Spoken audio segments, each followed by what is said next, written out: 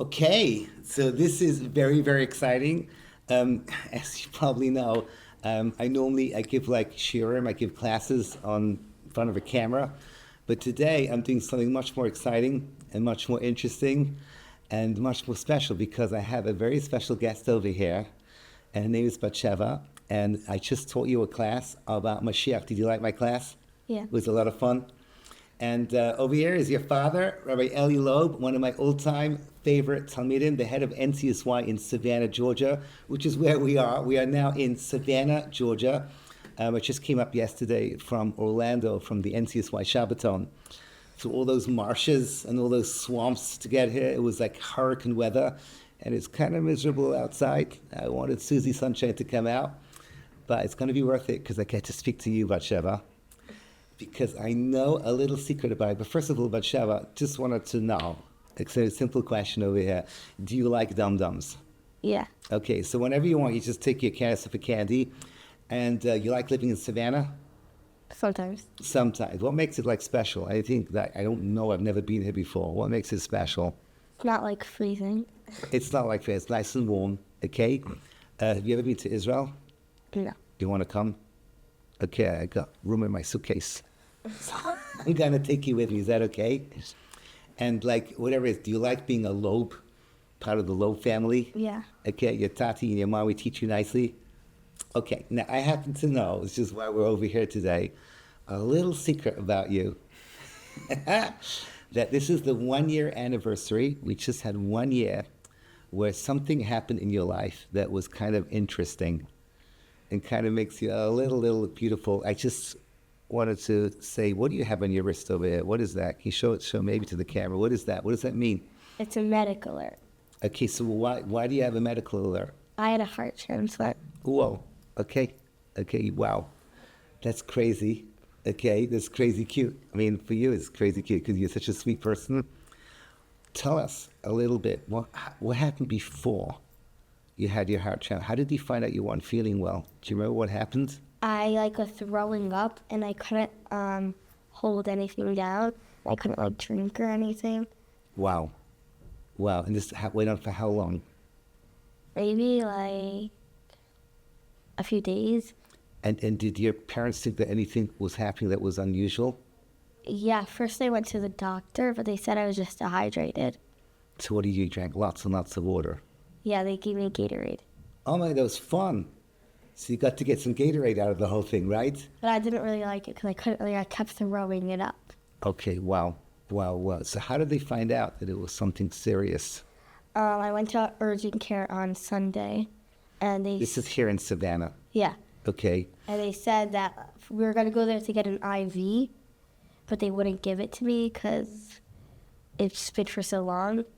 Wow. So then they told me to go to the hospital here.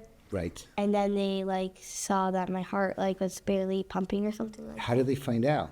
They did ultrasound. Okay. And then realized that I had to go to Atlanta. Wow. Why Atlanta? What's Atlanta? I think they have better stuff. Facilities. Wow. 1 second, before I forget, how old are you? 11. You're 11 years I old. was 10. So you were 10 when this whole thing was happening. Were you scared? In the beginning, no, because I didn't really know, What was going on? Yeah. Okay. And then what happened when you were in Atlanta? What did you find out? That my heart wasn't working. Wow. And that's crazy because everyone knows that Batsheva Lob has the biggest heart in all of Savannah, right? Yeah, everyone knows that you all your friends love you. I saw how much they love you and how much you're popular over here and how much you care about everybody else. And so now let's just get this straight. You're now in Savannah, Georgia. Excuse me, you're in Atlanta. And then what happened? They tried giving me medicine. Right. But it didn't, it wasn't working. So then they put me on ECMO. ECMO? Yeah.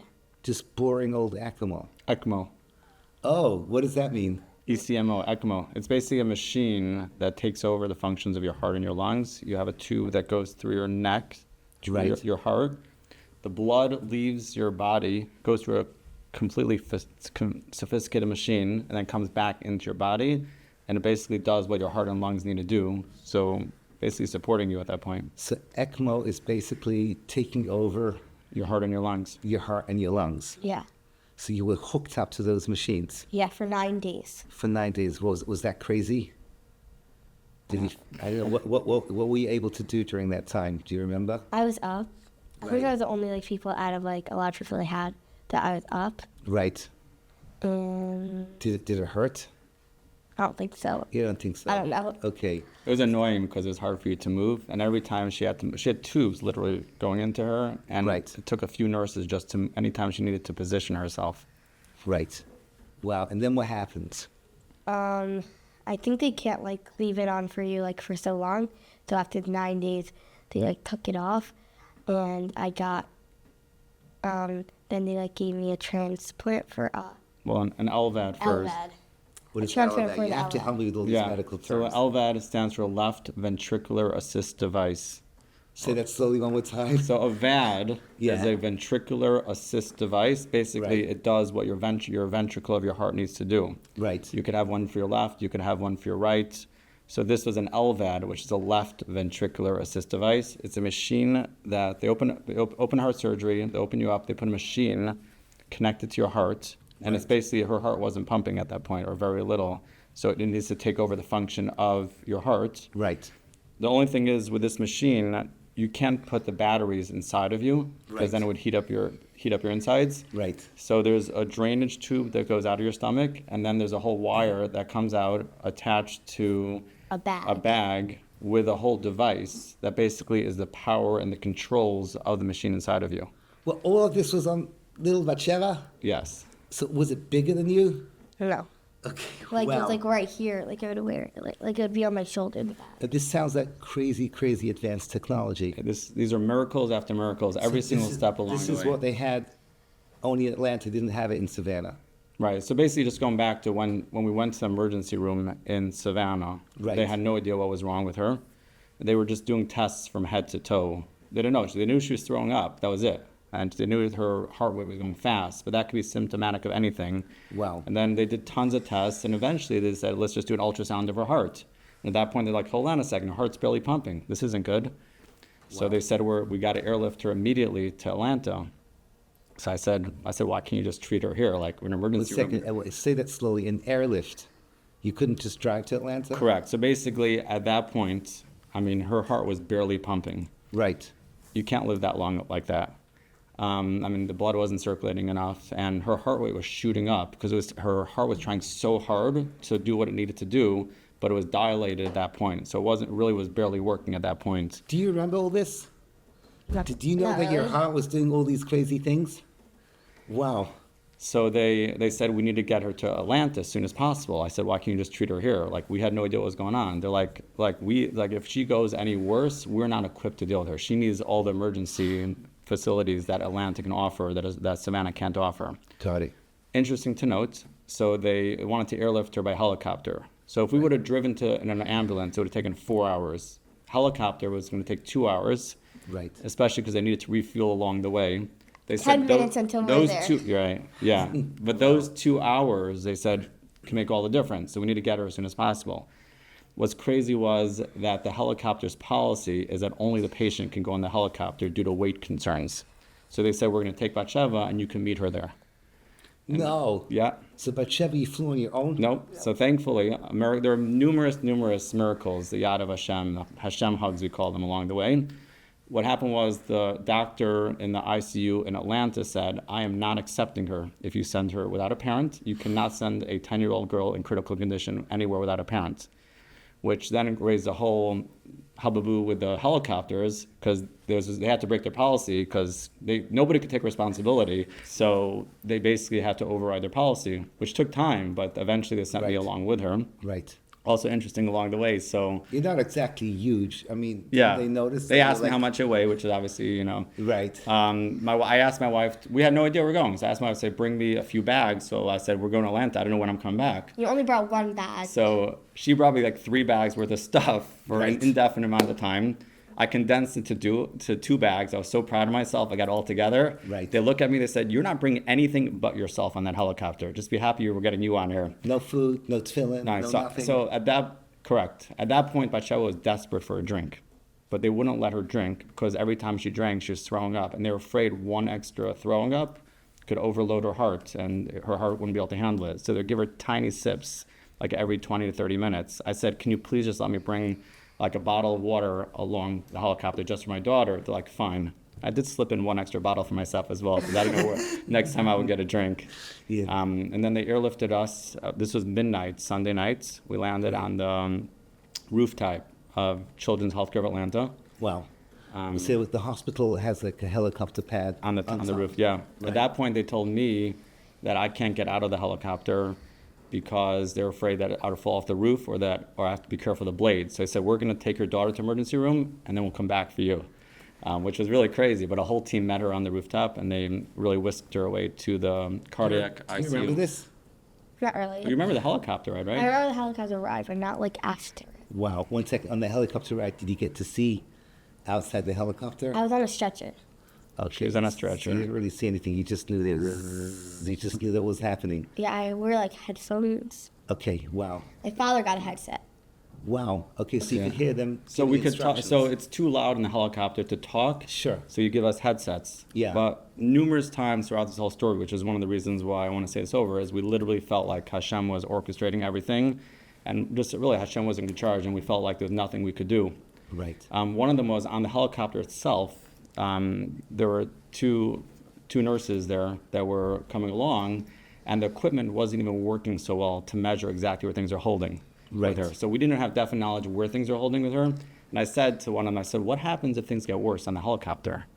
And they're like, we'll just have to land and just try to do what we can do. And there wasn't really much we knew that they could do at that point. Like she really Wow. just Hashem Wow. was just watching over her on that ride because she was literally in critical condition at that point. Wow. And then again, when she got to the ICU, her heart rate was over 200 beats a minute. That's like when you're running really fast and you can't catch your breath. Right. She was resting on a bed and she was pumping and pumping. Her heart rate was just going like crazy because it couldn't get any blood to circulate at that point. So that's when they tried all the medicines. It wasn't working. And then after a few hours, they said, we need to put her on ECMO just to give her heart a break in order that it just needed a And break. during this whole time, you were not scared. I was sleeping, I think. Okay, so you're a little out of it. Yeah, I think they like gave me medicine or like they put me to sleep. Right. When they right. did the actual ECMO procedure. Wow. Wow. Wow. Didn't wow. right when I got there they put me to sleep also. On and off, different times. So then going back to LVAD, so I just Right. must say, so my wife said what VAD really stands for Right. is very awesome daughter. 'Cause that's Very what awesome daughter. Okay. So Yeah. what's the technical translation of that? Ventricular assist device, which is Okay. basically, it's a machine, again, inside of you. Right. And then, and the Ventricle controller, are the huge veins that your come out of you have your left ventricle and your right Right. ventricle. Sure. Yeah. So the goal is that it's a machine inside of you that does what your heart needs to do to pump the blood. Right. What's interesting to note also is, so after she had the surgery, Right. I said to the surgeon how to go. He said, it was okay, but honestly, I'm not the most excited about it. I'm like, what? He said a 60-40 So he chance. said there's a 60-40 chance that she's going to need a second surgery because he says things are so messy inside of her. I couldn't do the best job, but I did what I needed to do to get her to this point. Right. And he's like, I'm not telling you 60-40 which direction it is. Which one was it? Right. So probably 60 that he knew, but he didn't tell us. Didn't want to scare you. The bottom line is throughout that day after her VAD surgery, Right. she was not doing well. She had a tube that was really to drain the blood, Right. and she was draining blood and draining blood. Right. They were giving her transfusions. Basically, you see the transfusion go in and the blood go out, and literally just a race around the clock. There were 10 nurses and doctors in her room at that point. 10 nurses. Yeah, so and the doctors. room was just a flurry of basically running, get a transfusion, get more blood. Let's do what we can. Everybody just charting, running, doing everything. And I'm just like sitting there. I said to us, I was like, do you all know what you're doing? Like, how do you have 10 people? They're like, yes, every single one of us has a job right now to keep your daughter stable. So you needed like a team, again, of 10 people that were working all the time simultaneously, each one doing exactly what they needed to do to keep this little sweetheart. Yes. To keep her heart keeping, yeah, because sweetheart, I call you sweetheart because her heart was very Right. sweet. Unbelievable. I mean, when I calculated the whole Yeah. story, I calculated there were over 50 people, like different teams, just Right. keeping her stable and involved. Interesting, just, I like talking about a moon and so I said that to my mother. I said, we calculated there were 50 people keeping her stable. She's like, no, Hashem was keeping her stable throughout this whole thing. Batsheva, do you remember any of this? Not really. Do you realize there were people running around taking care of you and doing all these crazy things? I don't really remember that part. Okay, probably better that way, because it would have been a little scary for you. Yeah. Can I ask you, Batsheva, at any given moment, were you scared? Before the heart transplant, I was. You were. Okay, so we're not there at the heart transplant. Right. So what happened next? What So was the basically, next- that one day after her first VAS surgery was just a day from Crazy. Shemaim, a day of just keeping her stable, whatever we could do. This is basically a year ago. Yeah, this was around a year ago. Yeah, again, Right. this past Shabbos was basically the anniversary of her first flight when she took that flight, which is really the flight that started saving her life at that point. Got it. Interesting to note also, when we were in the urgent care, that was we were listening to the Levaya of Reb Shimon Ulster, who was Right. my dear Rebbe. Shimon Ulster is from where? He was my Rebbe in Long Beach, and then he's our Long Shiva Beach. of Cliffwood also after Okay.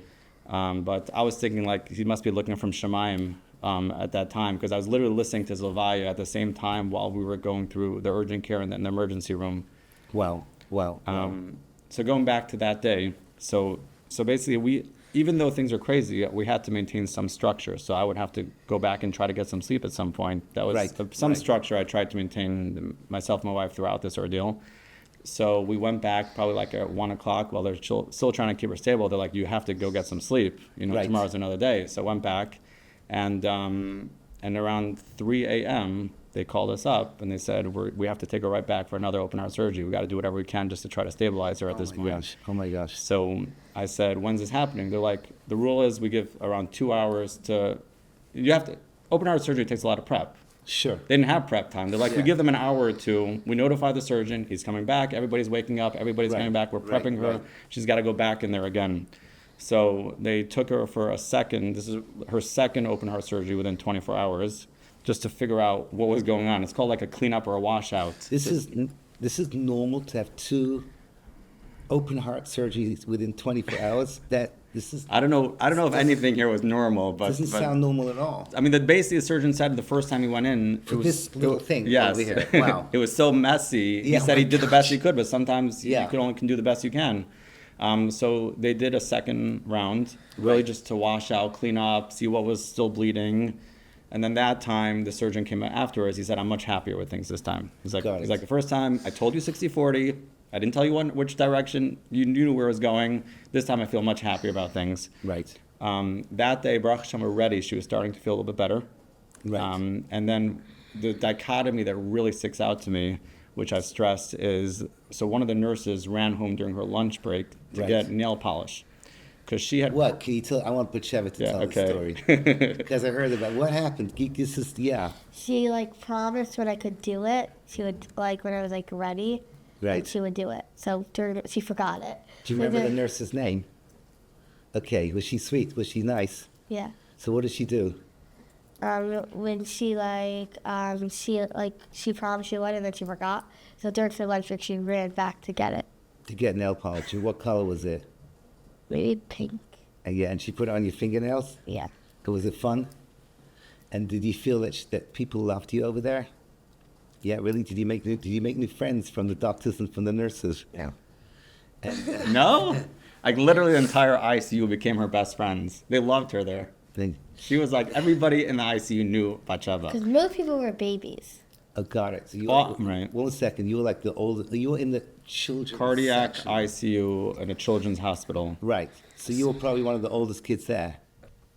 Yeah, they have some kids her age, but most Right. are like kids just born with something. So the nurses loved her. Like that was one thing, that's just the love from the doctors, the nurses. They were trying to pamper her as much as possible. And that, to me, just... Do you remember any else being pampered, being taken care of? Any other fun memories that you had? Shower caps. Oh yeah, once we had they couldn't shower, so once with my nurses we had a shower cap party. Shower cap party. What happens at a shower cap party? I don't really Oh my gosh. Okay, So they're called rinseless. She couldn't shower for a long time. Yeah. So that's something called rinseless shower caps. Somehow they wash your head. I'm not sure what it does. Right. But really, the nurses were going above and beyond just to pamper her. Like some days they're just doing whatever they can to keep her stable. Some days they're doing all they can just to pamper her and make her feel like the most special girl around. What's So pamper mean? make you feel like really special. Like Well, this was the Jewish community in Atlanta where what was going on? Yeah. they really kind of like adopted us. I mean, I would say what was beautiful about this is we felt the chesed, the kindness from every single community. The Savannah community took care of. We had 2 children at home at the time. Right. They took care of them, took care of all our needs. Then the Atlanta community. So our aunt and uncle, we stayed by the Feldmans, Aaron and Deborah Feldmans. Yeah. I'm actually going to Atlanta straight from this Okay. interview. I'm going to be driving to Atlanta. Okay, yeah. So Okay. then the Bikur Cholim there, they basically anything we needed, all these communities stepped up to the plate to give us whatever we needed. And then anybody who was in Atlanta, Savannah, they were either sending like presents to Batsheva, and everybody was davening. You got presents? Yeah. Well, you didn't tell me. What presents did you get? Do you remember any of the presents that you got? Yeah. What was your favorite one? I don't know. Okay, wow. Okay, wow. Okay. She has a binder like literally inches thick, just of letters, of everything that people sent her. People did days of learning at Rambam Day School, and somebody took a picture. They walked in, they said they were so moved because the entire wall was full to the point where they had more days of learning to put up, but there was no room on the walls. What was the phrase, days of learning? It's called a days of learning. Basically, you dedicate a day of learning towards somebody. Or a month or a week. Or a month or a Okay, week. so I know that I'm part of this Tehillim group. Yes. Of Batsheva. When did that begin? So my mother started that basically right after like when she was on ECMO, right after the helicopter ride, Right. and then it reached hundreds of people. But I mean, there were definitely thousands of people that were davening yeah. for Batsheva. What was also beautiful was people would come over to me, and people just really of all walks of life, and say like somebody said to me, they're like, I never made challah before, but I separated challah for the first time on behalf of Batsheva. Wow. Somebody else told me. You're so special, Batsheva. So many people cared about you. Somebody told me they never had a Tehillim. They said they went and bought a Tehillim for the first time just so they could daven for Batsheva. Did you know that you generated so many different things? That's crazy. Let me ask you 1 second, but we're only halfway through the story Yeah. because then afterwards, what happened next? So the second VAD surgery, Baruch Hashem, was they were happy with. Right, But you can't really live with a VAD indefinitely. It's basically a machine inside of you. right. And I will say, by the way, Batsheva had to walk everywhere, what we call the VAD bag. It was not easy, and she did not complain about it. And Well, you and mommy sometimes held him. we had to. It's a scary thing because the bottom line is there's a pump. You have to make sure it's always working. Right. And you have all these. You have to check the numbers on it. For her to shower at that point eventually was such an ordeal because Sure. you can't get it wet. Yeah. You can't go swimming with it. But she took it all in stride, which was a big thing. Baruch Hashem, Batsheva courage and she was brave, and she just took everything in stride. Did you feel that you were brave and courageous? First, I was begging my doctor if I could shower, but then I did not want to. That was another theme of Yeah. whenever they didn't let you drink, you wanted to drink, and whenever they made her drink, she didn't want to drink, which was a life lesson for us. Is that Wow. we only appreciate things when we don't have it. We only get whatever we want, that's it. Hashem gives you exactly what you need. Wait a second. But at some point or other, everything switched because we needed to get A heart transplant. a heart transplant. Right. So they called this. Their approach is that basically the VAD was a bridge for a transplant. So they knew all along that eventually the heart, Most chances. the heart had to be changed. Right. Most chances. There was a chance it could have just happened and Right. recovered, but they knew most chances at that point was they call it a bridge to a transplant. But basically, when you sign up for that VAD, Right. you're basically signing up for most chances you're going to get a transplant. So basically, at that moment, then they had to start looking. So they don't. For That's a called heart. listing her. So they list her. You only list for a transplant when you're ready to receive the heart. She wasn't ready yet. There's a whole chachma to this. Again, there's so much chachma. Hashem put so much wisdom into really the doctors and everybody who invented these things. There's a whole chachma, basically, a whole wisdom of how this goes. The idea was you don't want to go straight from ECMO to transplant. Right. Some people need to do that. But in her situation, because VAD, Baruch Hashem, was an option, Right. the idea is that the healthier you go into transplant, the more chances of a healthier So outcome. you try as much as you can to build up the heart before you get the new heart. Build So up the that- body. Build up the body. Okay. So when you're on ECMO, you're not in a good place. You're basically Right. just it's not the way the system is supposed to be. The idea is you go on a VAD. Right. They try to go. There's a whole. You go back to ICU. Then you go to call the step down unit. Then the idea is you go to we went to the Feldman's house in Atlanta, and eventually let's go back to Savannah, while just trying to gain Build her some up. sense, build her up, go outside. It has to be a 4-hour limit, but it was like 4 hours for what? To do what? to be able to go home. Right. And like Savannah was Got like it. exactly. Because once you're listed for a transplant, you're on call. You never know when the hearts become available. So how did you find out that it was available? Okay, so basically we went back home. We were home for like a week or two, and then they gave us a phone call. So they called us up and said we have a heart available. This was on Sunday, December 31st. So basically, the original VAD was put into her on November 1st. Right. And then she spent some time. You spend a week or two in the ICU, and then you go to the step down unit where you kind of like get used to life again. And there was a ton of training that we all had to have life on VAD.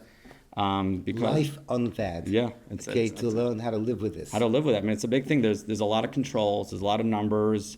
There's beeps and there's warnings. One time. And you get very little time. Right, but Chet, Yeah. what do you want to say? One time, like I was in in Atlanta, and I had to, and my thing that I kept, like the numbers were really high, Right. so I had to go to the emergency room that night, Wow. and then like I left like midnight. Wow. Wow. Wow. Wow. Did you understand, Batsheva, that you were going to get a new heart? Not really. Okay, thank God. Maybe it's better that way. Wow. Okay. And then what? So then eventually. So December 31st, they called us up. They said, we have a heart for her. Do you know who donated it? We do not know. Okay. We sent a letter to the donor, but it Okay. goes through the hospital just thanking them, but we don't know who. Eventually, How did they make it the right size? This So is what we're talking about. it goes by size. So Yeah, basically, she's they like- have. She's definitely a Right. small. And she This was is like- right. She was listed as like top priority, and Right. it goes by sizes. Actually, it doesn't go by age necessarily, Right. but it goes by sizes. Right. They did all the measurements, tons of pressures, checking everything, and then basically they called us on Sunday. They said we have a heart available, but it's going to take a little bit of time, so be back here by Monday morning. Right. So basically, we left town Sunday night. We stayed in a hotel in Atlanta. We got to the hospital Monday morning.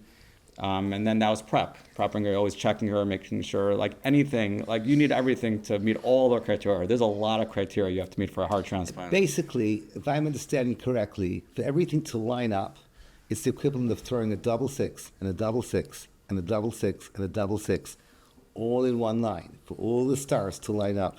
So this to happen. So did you, at any point, at this point, did you realize that Hashem was helping you out over here? Yeah. How did that feel? Were you davening? Wow. And did you know that everyone else was davening for you? Yeah, I had a different person who also, she was gonna get a heart transplant, so we both davened for each other. Oh, you see, 1 second. You davened for a friend, and the friend was davening for you?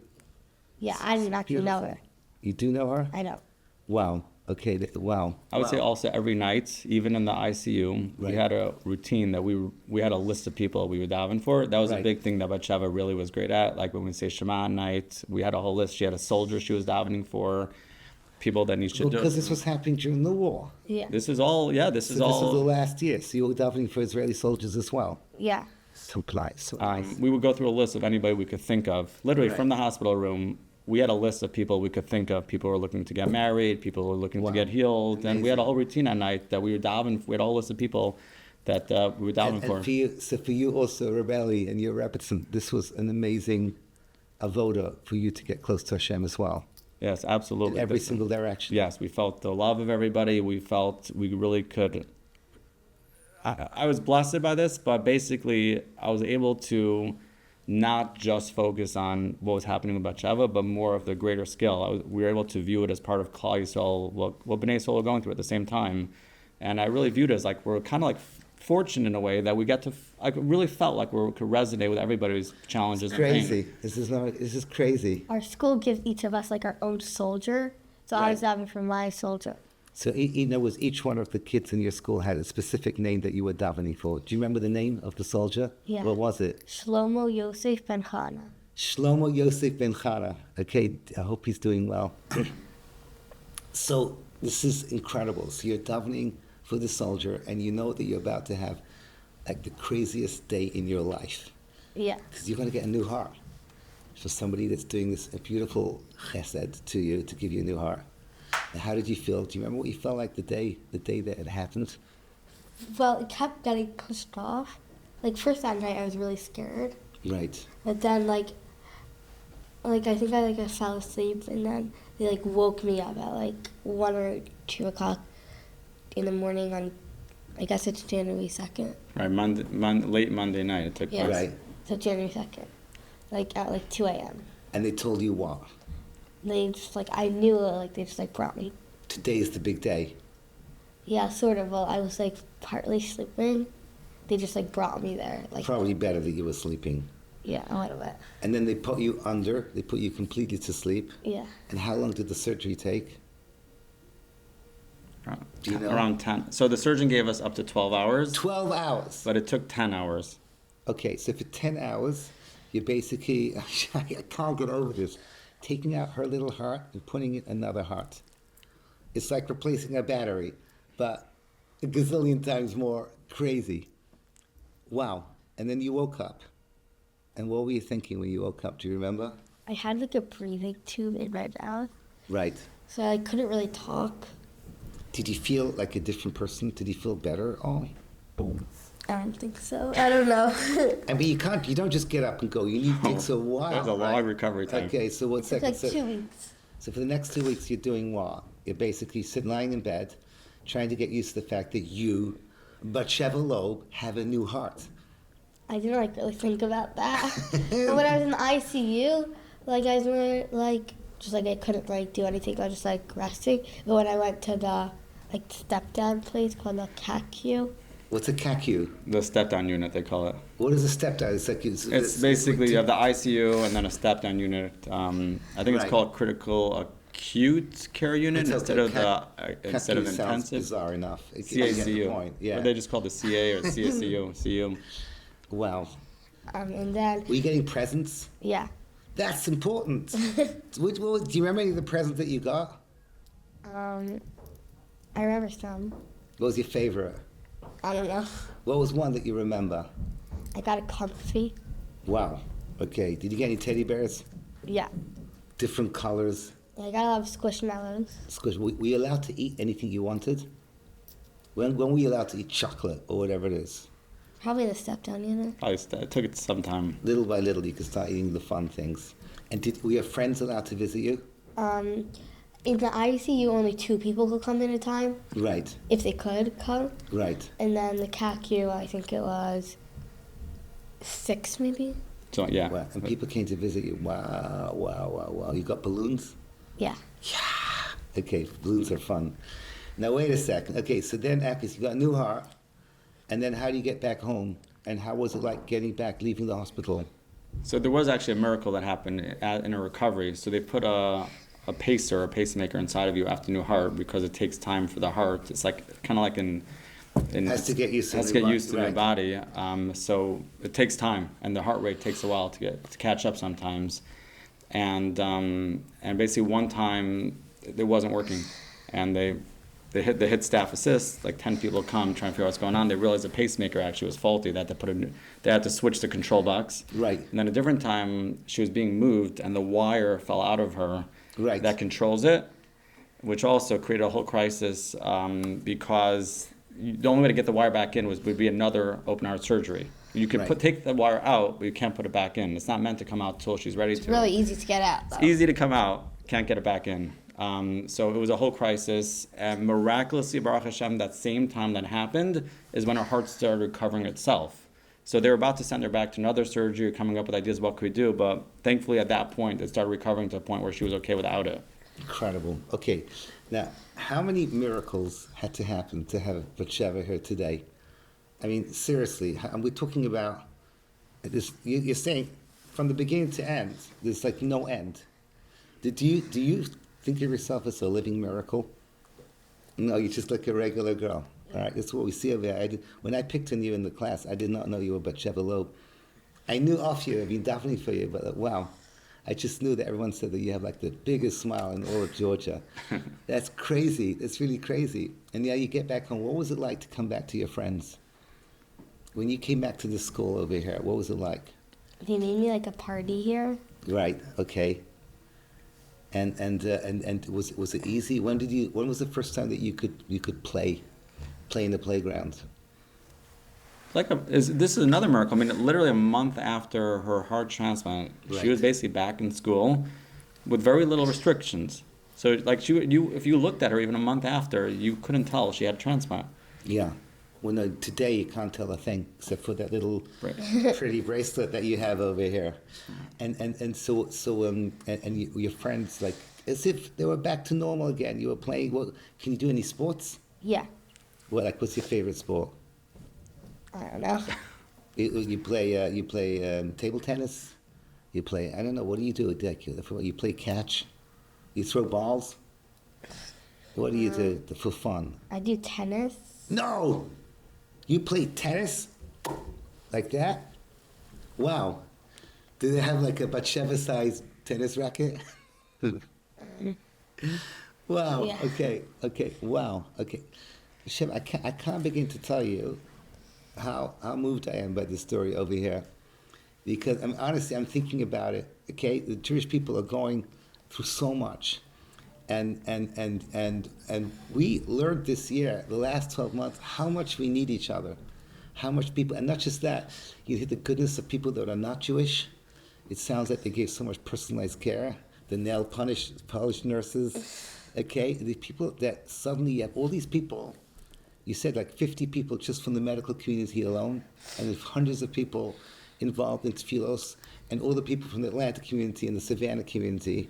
And Baruch Hashem, I think it was the biggest wonderful thing because now we have a Batsheva totally healthy, and you just fit in. In Hebrew we say zoremet, okay? You just fit in with everybody else over here. And I just want to ask you, how's your davening? Do you feel closer to Hashem from this whole thing? I think so. You do, okay. And you feel Hashem loves you? And what other things did you learn from this whole thing? Any other thoughts that you have from what you went through? I'm braver than You're I thought. braver. You're braver. If you were in Harry Potter, you'd be a Gryffindor, right? Oh, you don't know what that is? Okay, maybe better not. Okay, so you flip. Wow. And do you love your parents? Tati treats you well? Good, and your mommy? Okay. And what would you like to do into the future as you grow up? Do you have any ideas? Do you know what you want to be when you grow up? No. You want to be a mommy? Yeah. You got to build a beautiful family. I thought you want to come to Eretz Yisrael, to come to seminary. Maybe you're going to have me as a teacher. I hope you get better teachers than me. You go like to the best Beis Yaakov in all of Yerushalayim. Wow, and build a beautiful family. Reb Eli, what do you think? What are your thoughts? What did you learn out of this whole thing? Obviously, it's tremendous life lessons.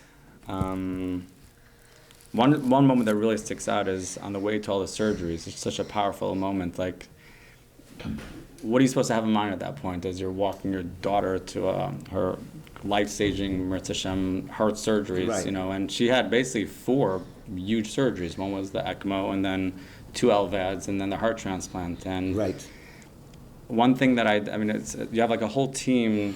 You have the parents, you have the doctors, nurses, really walking her to that moment. And at that point, they say, "Stop here," and we take her from here into the room. And nobody else comes into the room at that point. Right. It's a very powerful moment. I'm still trying to figure out like what lessons. You know, you think about walking a daughter down to the chuppah maybe. That's Hashem Yisbarach. I mean, Mirz Hashem, yeah. I would do what I did was I would do say the Shema with her. I'd say Amal Chagol. I'll see the Bracha Sabanos that we say Friday night. Wow. And I literally felt like I was asking Hashem, Hashem, there's nothing I can do. It's that moment when you say, there's not a single thing that I could do right now other than davening. And I literally felt like I was turning over to Hashem and saying, Hashem, she's yours. We've raised her. We've done all we can. What happens at this point is really in your hands.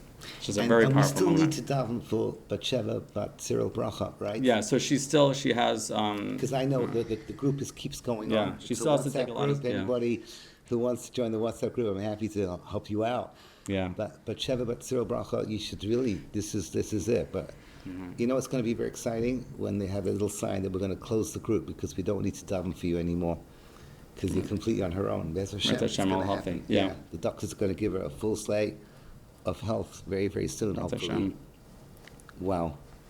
Okay, this is not normal. Okay, I'm moved so deeply from this whole thing. And as I mentioned, that the Jewish people are going through so much crazy stuff at the moment now.